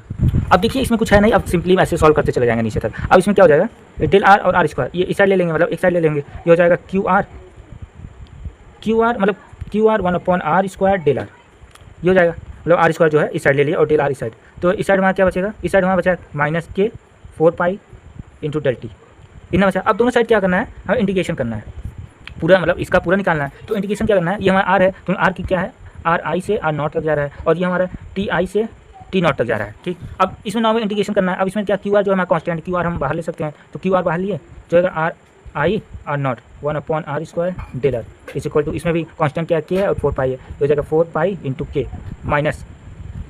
TI T0, ये हमारा ΔT। अब इसका इंटीग्रेशन नॉर्मल कर लेते हैं। आर स्क्वायर है, अब इसका इंटीग्रेशन क्या हो जाएगा हमारा, इंटीग्रेशन आप लोग मतलब पढ़े होंगे, तो इसका इंटीग्रेशन हो जाएगा 1/r स्क्वायर का इंटीग्रेशन होता है 1 - 1/r, कहाँ से, आर आई से आर नॉट तक, और डेल टी का इंटीग्रेशन सिर्फ टी होता है, तो -4πk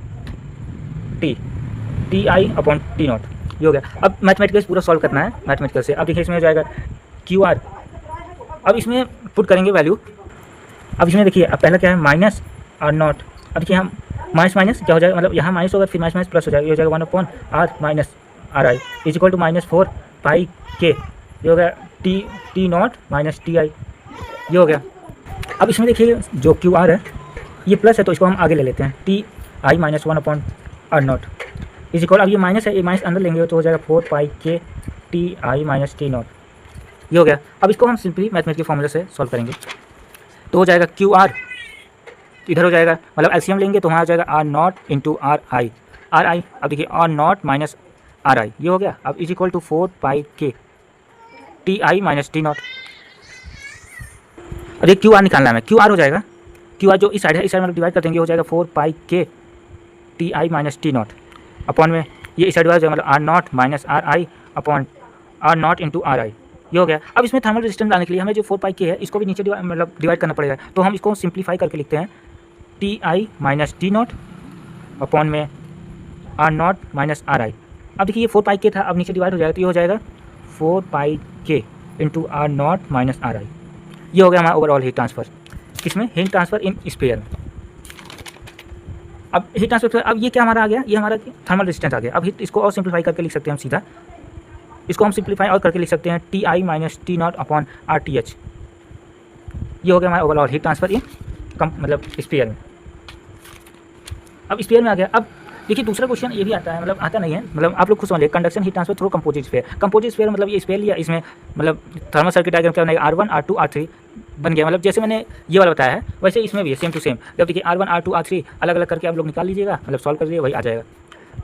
अब दूसरा ये क्वेश्चन आता है, ठीक है, ये दो क्वेश्चन है जो एग्जाम में आते हैं हमेशा, critical radiation of insulation RC for cylinder sphere, या तो ये आएगा या तो दूसरा ये आएगा, क्रिटिकल रेडिएशन फॉर स्फीयर, मतलब इन दोनों में से स्फीयर का या फिर सिलेंडर का क्रिटिकल रेडिएशन जरूर पूछता है।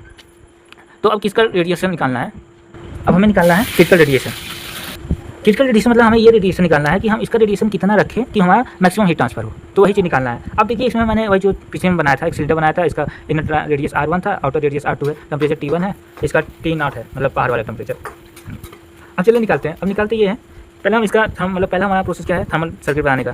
थर्मल प्रोसेस मतलब पहला इस साइड हमारा टेम्परेचर क्या है, T1 है, मतलब ये नीचे वाला ले रहे हैं। फिर उसके बाद थर्मल रेजिस्टेंस है, मतलब ये वाला, ये एक थर्मल कंडक्शन, मतलब हीट ट्रांसफर इन कंडक्शन। फिर इसके बाद एटमॉस्फेयर में आ गया, मतलब R2 के बाद हमारा कितना आ जाए, एटमॉस्फेयर में आ गया, ये हमारा हो जाएगा R1, ये हमारा हो जाएगा R2, एटमॉस्फेयर मतलब T0 इन्फिनाइट पे हमारा हो गया। अब देखिए कंडक्शन में हीट ट्रांसफर क्या होगा, मैंने बता चुका है, आउटर रेडिएशन अपॉन ये मतलब Ln, outer radiation R2 upon R1, ये हो जाएगा अपॉन 2πk इंटू L, ये हो जाएगा। ये वाला R2 हमारा कितना आएगा 1 अपॉन, मतलब ये यहाँ पे कन्वेक्शन हो रहा है, मतलब H infinite into area, area हमारा क्या हो जाएगा 2πr2 इंटू L, ये वाला एरिया आएगा ना इसका एरिया, और इसमें एरिया ये वाला होगा मतलब कंडक्शन का।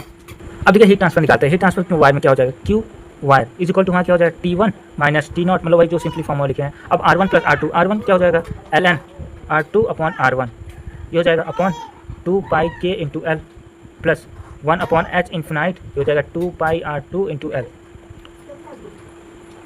ठीक। अब देखिए अब इसमें हमें निकालना है RC निकालना है। RC मतलब ऐसा रेडियस चूज़ करना है हमें जहाँ पे हीट ट्रांसफर रेट जो हमारा मैक्सिमम हो, हीट ट्रांसफर रेट हमारा जो मैक्सिमम हो। अब देखिए हीट ट्रांसफर रेट मैक्सिमम मतलब आर मैक्सिमम निकालने के लिए हमें जो ये आया है इसका डेरिवेशन कर देना, मतलब आर के रिस्पेक्ट में। ये इसका मतलब हो जाएगा del Q upon del R is equal to 0, यही हमें करना है इसमें। R2 मतलब del Q upon del R2 is equal to 0 करना है। अब डेल क्यू मतलब डेल क्यू जितना है, मतलब डेल अपॉन डेल R2। अब इसमें जो आया है, अब इसमें क्या आया है T1 माइनस T इन्फिनाइट, ये हो गया अपॉन में, मतलब जो पूरा वैल्यू आई है वही इसमें पुट करना है। ये हो जाएगा R2 अपॉन R1 अपॉन में 2πkL plus 1 upon H infinite 2πr2 into L is equal to 0। सिर्फ यही करना है। अब इसमें सीधा मैथमेटिकल से सॉल्व करना है। तो मैथमेटिकल सॉल्व करना है, जो ये हमारा वैल्यू आई है वो इस साइड मतलब पूरा आके स्क्वायर हो जाएगा, मतलब आप लोग अच्छे सॉल्व कर लिए, मतलब ये आके इधर स्क्वायर हो जाएगा, मतलब इसकी कोई मतलब नहीं है, ये आप लिख सकते हैं नहीं लिख सकते, क्योंकि ये इधर जाके इधर डिवाइड मतलब 0 जाना है। तो इस साइड हमारा क्या बचेगा, इधर बचेगा हमारा 2 पाई के एल, मतलब इसका इंटीग्रेशन कर रहे हैं इस साइड वाले का, 2 पाई के एल अपॉन में 1 अपॉन आर टू, ये इस साइड बचेगा, प्लस अब ये वाला का इंटीग्रेशन करेंगे तो बचेगा 1 अपॉन एच नॉट, ये सब कांस्टेंट है, 2 पाई एल, ये कांस्टेंट मतलब आर टू का इंटीग्रेशन करेंगे, आर टू का इंटीग्रेशन करेंगे तो हो जाएगा 1 minus 1 upon R two is equal to 0। Finally हमारा क्या बच रहा है, 1 upon R two into K minus 1 upon H infinite R two का स्क्वायर इज इक्वल टू 0। अब आर टू की स्क्वायर, अब इसमें आर टू और आर टू इस साइड ले जाएंगे तो हो जाएगा 1 upon R two into K is equal to 1 upon H infinite R two का होल स्क्वायर। अब एक आर टू से एक आर टू कैंसिल हो गया तो हमारा बेसिकली क्या बचेगा, R two is equal to K upon H naught, ये आ गया। अब आर टू मतलब आर सी है, मतलब इसको हम आर सी भी लिख सकते हैं, आर सी जो होता है कि अपॉन एच इन्फिनाइट, मतलब thermal conductivity upon thermal coefficient के रेशियो का इक्वल होता है।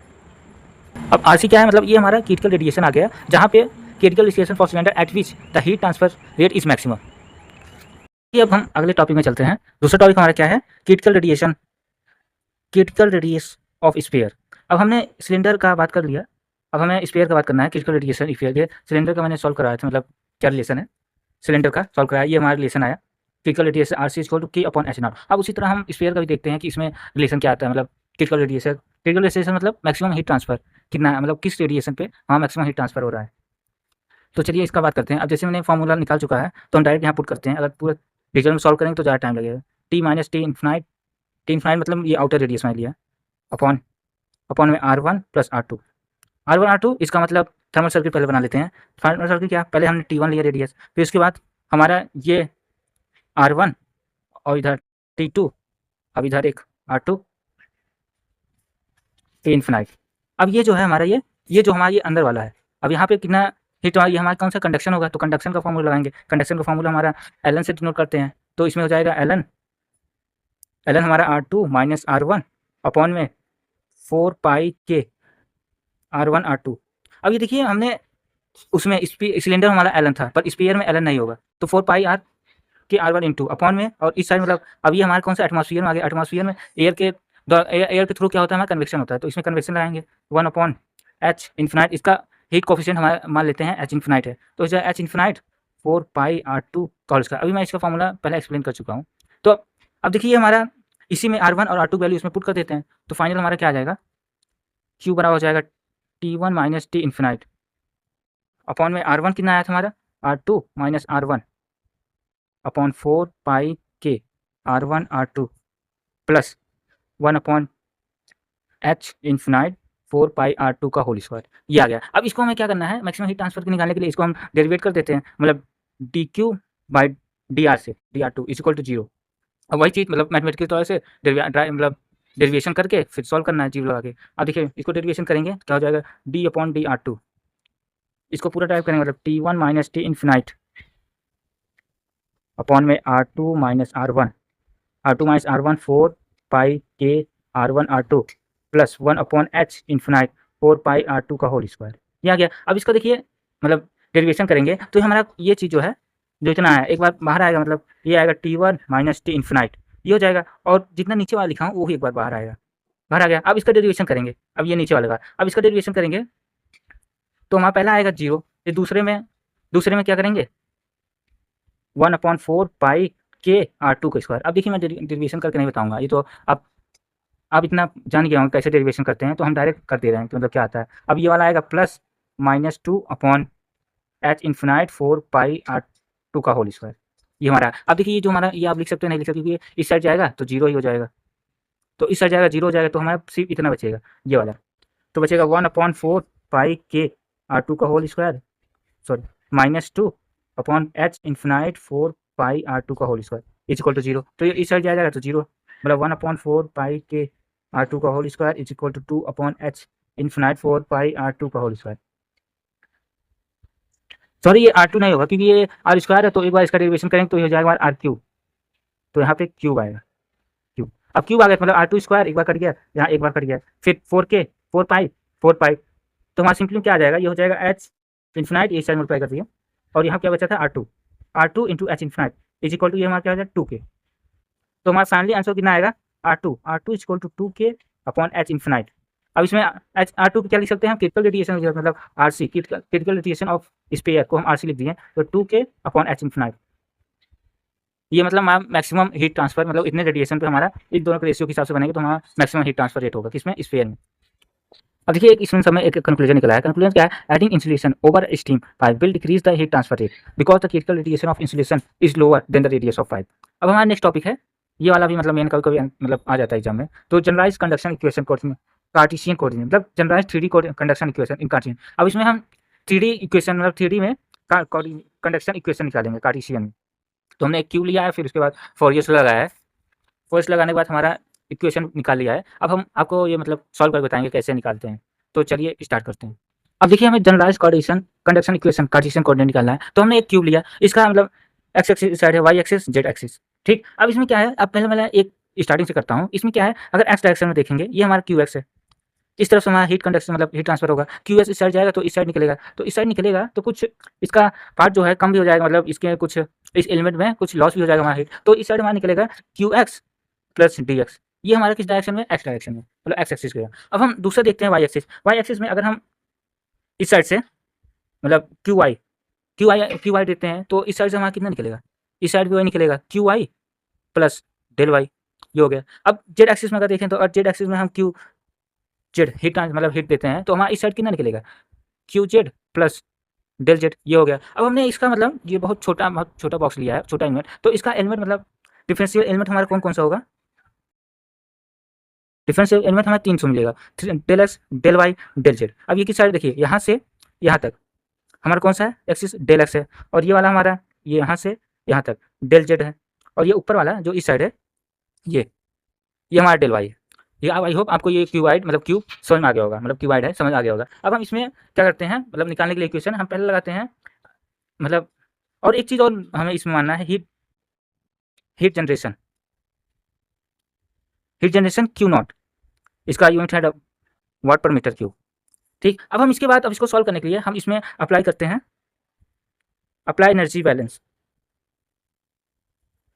अब देखिए एनर्जी बैलेंस करने के लिए हमें क्या करना पड़ा, एनर्जी बैलेंस का सिंपल फॉर्मूला है कि जितना हीट मतलब कंडक्ट हो जितना इन हो रहा है उतना आउट भी होगा। तो हम इसको हम सिंपली क्या लिखेंगे, दो भाग में डिवाइड कर देंगे, जो conducted heat conducted in plus heat generation,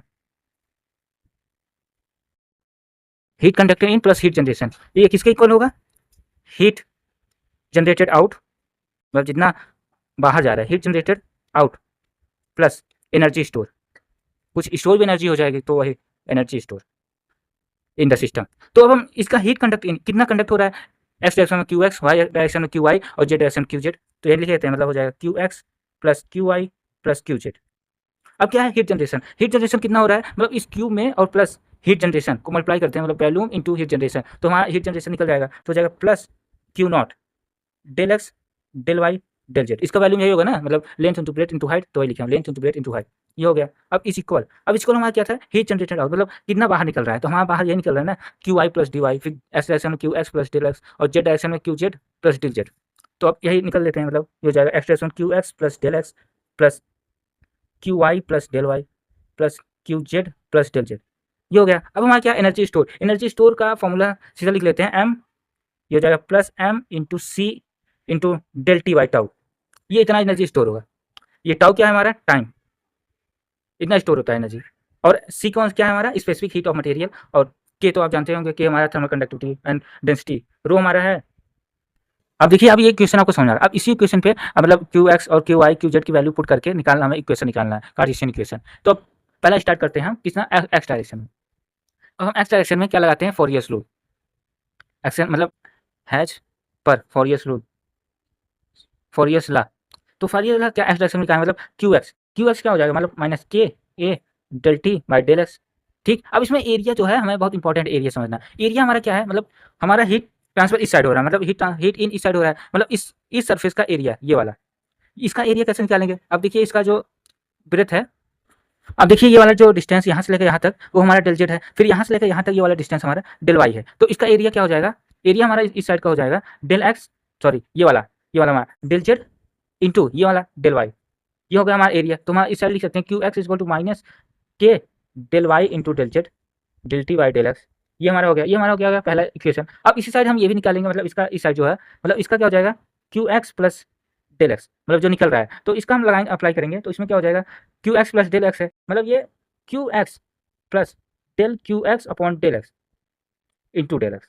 ठीक, अब इसमें यह चीज़, अब देखिए अब ये यहाँ से निकल गया, ये हम इसको मान लेते हैं सेकंड इक्वेशन। अब इसी तरह हमें क्यू मतलब वाई डायरेक्शन में लगाना पड़ेगा, तो क्यू वाई हमारा हो जाएगा Q Y equal to minus K A del T by del X. अब इसका एरिया समझते हैं। अब एरिया देखिए क्यू वाई जो है इस साइड से जा रहा है, मतलब ये वाला एरिया, नीचे वाला एरिया क्या है, मतलब इस साइड का लेंथ हमारा डेल एक्स और इस साइड का लेंथ हमारा डेल जेड, मतलब ये हो जाएगा del x into del Z. अब इसको हम क्या लिखेंगे simply minus K del x into del Z del T upon del X. ये हमारा क्यू वाई है, वाई डायरेक्शन हमारा इतना आ गया। अब इसी तरह हम क्यू, ये ऊपर साइड वाला Q Y plus del Y निकालेंगे, तो हो जाए हमारा Q Y plus del Q Y upon del Y into del Y. ये देखिए ये वाला हमारा इक्वेशन 3 हो गया और ये वाला इक्वेशन हमारा 4 हो गया। अब इसी तरह हमारा जेड डायरेक्शन निकालेंगे तो क्या हो जाएगा, Q Z is equal to minus K A del T by del Z, sorry यहाँ डेल वाई होगा, डेल वाई तो यहाँ पे डेल जेड, ये वाई डायरेक्शन में तो यहाँ भी वाई होगा, तो डेल जेड। अब इसका एरिया क्या हो जाएगा, अब इसका एरिया समझते हैं। ये वाला एरिया जो हमारा क्यू जेड इस तरफ से जा रहा है, मतलब ये इस साइड जा रहा है, मतलब ये वाला सरफेस पे, मतलब ये वाला जो ये सरफेस है ये वाला आउटर वाला, मतलब इस साइड ये वाला। अब इसका एरिया समझते हैं, इसका एरिया क्या हो जाएगा, ये वाला मतलब साइड ये क्या है, ये हमारा डेल वाई है और इस साइड वाला हमारा डेल एक्स है, तो इसका एरिया क्या हो जाएगा del x into del Y. तो क्यू जेड बराबर हो जाएगा हमारा minus K A del x into into del Y del T by del Z, ये हो गया। अब इसके अपर साइड मतलब कितना आउट हो रहा है वो निकाल लेते हैं। ये हमारा Q Z plus del Z बराबर हो जाएगा माइनस नहीं होगा, Q Z plus del Q Z upon upon में हमारा हो जाएगा del Z into del Z. ये हमारा इक्वेशन 5th हो जाएगा और ये वाला इक्वेशन हमारा 6th हो जाएगा। ठीक, अब देखिए हमारे तीनों एक्सिस के, मतलब देखिए एक्स एक्सिस है, वाई एक्सिस और जेड एक्सिस, तीनों एक्सिस का हमने निकाल लिया। अब इसको हम इस फॉर्मूले पे पुट कर देंगे, जो हमने ये किया था, बैलेंस किया था एनर्जी बैलेंस, इस पर पुट कर देंगे। अब चलते हैं पुट करके। अब देखिए जैसे था वैसे रहने देते हैं। ये हमारा क्या आया था, Q X Q Y plus Q Z is equal to plus Q naught del x del Y del Z, ये आ गया। अब आउटर साइड हमारा क्या आया था, आउटर साइड हमारा आया था जो मतलब फॉर्मूला पुट करने के बाद, तो फॉर्मूला क्या हमारा एक्स डायरेक्शन में ये वाला जो कह रहा हूँ यही आया था ना। देखिए यहाँ पे Q X plus del X था, तो इस साइड हमारा क्या ये आया था, मतलब यही हम पुट करेंगे Q X plus upon del x into del X.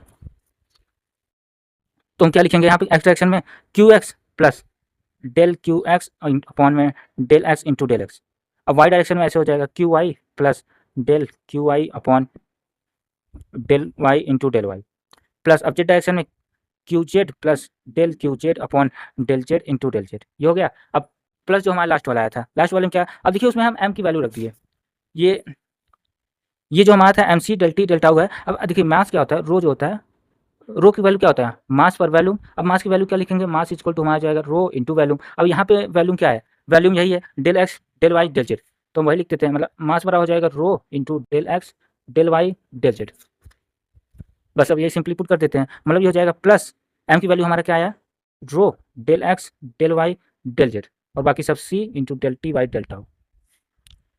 अब देखिए जो हमारा कट रहा है उसको काट देते हैं, क्यू ये होगा क्यू वाई से क्यू जेड। अब यहाँ पर हमारा बचा सिर्फ एक चीज़ बचा, q dot del x into del Y into del Z, ये बचा। अब इस साइड हमारा क्या बचा, हमारा इस साइड ये वाला बचा del Q x upon del x into del x plus del Q Y upon del Y into del Y plus del Q Z upon del Z into del z, एक और बचा plus rho del x into del Y into del z c into del T Y delta.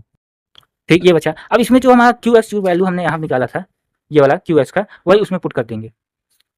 तो put करने के बाद हमारा क्या आ जाएगा, अब देखिए ये हो जाएगा, ये वाला हमारा वही रहेगा q dot del x into del Y into del Z, ये हो गया। अब इसमें क्यू एक्स की वैल्यू पुट कर रहे हैं, ये वाला, तो इसमें क्या हो जाएगा हमारा पुट करने के बाद, ये हो जाएगा हमारा, ये हो जाएगा माइनस के बाहर ले लेंगे क्योंकि ये आउटसाइड है, तो हमारा ये हो जाएगा del square T upon del x square और इधर del x into del Y into del Z.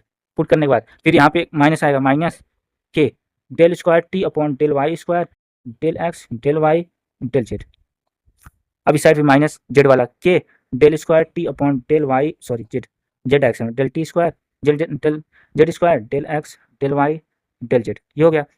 Plus ये वाला हमारा बचा rho del x del Y del Z into C del T upon delta. अब इसमें देखिए मैच क्या कर रहा है, ये जो हमारा वैल्यूम था देखिए del x del Y del z मतलब सब में मैच कर रहा है, तो हम ये कैंसिल कर देंगे, ये सब में कैंसिल हो गया। अब हमारा क्या बनता है इक्वेशन, ये हमारा Q dot is equal to हमारा आएगा K del square T upon del x square minus K del square T upon del Y square minus K del square T upon del Z square plus rho into C into del T upon del tau. अब देखिए ये सब जो minus में है इस side लाएंगे तो प्लस हो जाएगा, तो हम इसको नॉर्मली लिख सकते हैं। नॉर्मली क्या लिखेंगे, K del square T upon del x square plus K del square T upon del Y square plus K del square T upon del Z square plus Q naught is equal to हमारा ये बचा rho into C into del T upon del tau, ये बचा। अब के जो है इस साइड हम डिवाइड कर देते हैं, तो हमारा क्या हो जाएगा del T upon del x square plus del T upon del Y square plus del square T upon del Z square plus ये क्यू था, इधर भी क्यू डॉट अपॉन के होगा क्योंकि डिवाइड कर रहे हैं, और ये वाला हमारा हो जाएगा rho C del T upon del tau upon के। अब देखिए जो रो सी अपॉन के आया है इसको हम फर्दर सिंप्लीफाई करें, अगर नहीं सिंप्लीफाई करना है तो हमारा ये भी इक्वेशन सही है, ये हमारा क्या आ गया कार्टेशियन इक्वेशन कंडक्शन में। और इसको फर्दर सिंप्लीफाई करना है तो आप ऐसा भी लिख सकते हैं कि del square T upon del x square plus del square T upon del Y square plus del square T upon del Z square plus Q dot upon के। अब इसको जो हमारा ये वाला आया था रो सी अपॉन के, अब इसको हम सीधा डिवाइड कर दे रहे हैं, ये हो जाएगा 1 upon K rho C del T upon del tau. अब देखिए के अपॉन रो सी ये जो है इसको हम लिखते हैं सीधा अल्फा, अल्फा मतलब थर्मल डिफ्यूसिविटी, इसको थर्मल डिफ्यूसिविटी क्या होता है के अपॉन रो इंटू सी, इसको हम सिंपली क्या बोलते हैं it is the ratio thermal diffusivity, ये होता है it is the ratio of thermal conductivity upon heat capacitance. तो इसको हम सिंप्लीफाई में लिख सकते हैं क्या del square T upon del x square plus del square T upon del Y square plus del square T upon del Z square plus Q dot upon K is equal to हमारा हो जाएगा 1 upon alpha del T upon del tau. ये हो गया हमारा Cartesian equation in conduction. अब देखिए इसमें कुछ कंडीशन लगाना पड़ता है। अब देखिए इसमें पहला पहला कंडीशन हमारा क्या है, पहला कंडीशन ये है अगर हमारा स्टडी स्टेट हुआ तो, अगर स्टडी स्टेट है तो इसका मतलब हमारा जो टाइम है वो कांस्टेंट होगा। अगर टाइम कांस्टेंट होगा तो हमारा del T upon del tau ये जीरो के बराबर होगा।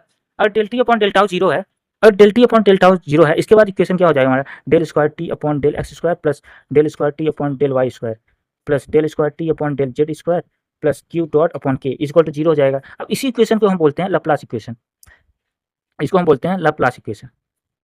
अब एक और इक्वेशन है, अगर दूसरा कंडीशन है कंडीशन सेकेंड, दूसरा कंडीशन क्या आएगा नो हीट जनरेशन हो, मतलब कोई भी हीट जनरेशन ना हो, नो हीट जनरेशन, तो अब हमारा क्या आ जाएगा del square T upon del x square plus del square T upon del Y square plus del square T upon del Z square. No heat generation मतलब जो क्यू नॉट है इसकी वैल्यू जीरो हो जाएगी, तो इज इक्वल हो जाएगा 1 upon alpha del T upon del tau. अब इस इक्वेशन को हम बोलते हैं फोरियर इक्वेशन, इस इक्वेशन को हम बोलते हैं फोरियर इक्वेशन। ये कभी कभी डायरेक्ट एग्जाम में पूछ लिया जाता है। तो अब हमारा सेकंड टॉपिक है, पूछ लेता है ये भी मतलब 2 नंबर में, सिग्निफिकेंस ऑफ अल्फा। अल्फा का सिग्निफिकेंस क्या है, ये क्या होता है अल्फा का significance, it is the ability of material to allow the heat energy to get diffuse और pass through the material. If the conductivity of material is more the rate of conduction heat transfer through the material is faster, hence alpha is higher. If the heat capacity of the material is less and will have lesser storage ability of heat and hence the energy must diffuse quickly। मतलब ये क्या क्या कह रहा है कि मतलब ये अल्फा जो होता है हमारा thermal conductivity upon heat capacity होता है। अगर थर्मल कंडक्टिविटी हमारा इंक्रीज होगा तो हमारा जो अल्फा है थर्मल डिफ्यूसिविटी ये भी इंक्रीज होगा, अगर हीट कैपेसिटी हमारा डिक्रीज होगा तब भी हमारा थर्मल डिफ्यूसिविटी इंक्रीज होगा, बस ये सिग्निफाई करता है। ये देखिए, और ये हमारा क्या अल्फा एयर में ज़्यादा होगा कंपेयर टू वाटर में। अब हमारा दूसरा आता है, मतलब हमने generalised equation, generalised square 3D heat conduction equation in cylinder coordinate. मैं सिलेंडर में मतलब आपको मैंने अभी बताया है किसमें क्यूब में, अब हमारा सिलेंडर में आता है। सिलेंडर के बाद एक और आएगा स्फीयर, तो पहले सिलेंडर बता लेते हैं फिर उसके बाद स्फीयर, स्फीयर का आता है। तो पहले स्टार्ट करते हैं सिलेंडर का। सिलेंडर का इजी है, पहले हमने कुछ कंडीशन पहले से इसमें सेट कर लिया। पहला कंडीशन क्या है यूनिफॉर्म हीट जनरेशन होता है, मतलब क्यू डॉट का हर मतलब सेम वैल्यू होगी हर जगह। और दूसरा हमारा ट्रांसिट और अनस्टडी स्टेट होना चाहिए। दूसरा 3D हीट कंडक्शन है, इसमें के मतलब थर्मल कंडक्टिविटी सब में सेम है, के इज यूनिफॉर्म थ्रो मतलब मटेरियल तो एक ही है तो सब में थर्मल कंडक्टिविटी सेम ही होगा, मतलब क्यू आर मतलब रेडियल में या फिर Q theta Q Z is equal to K ही होगा। और सी वही जो मैंने बताया, C is constant heat transfer, C और समय कांस्टेंट। सी क्या हमारा specific heat of the material. Rho हमारा क्या है density of the material. Volume of the differential element क्या होगा R del phi del R, ये तो मैं आपको समझाऊंगा तो समझ में आ जाएगा। तो फिर टोटल हीट जनरेशन अभी मैं आपको ये सब बताऊंगा। तो चलिए पहले शुरुआत करते हैं स्टार्टिंग से।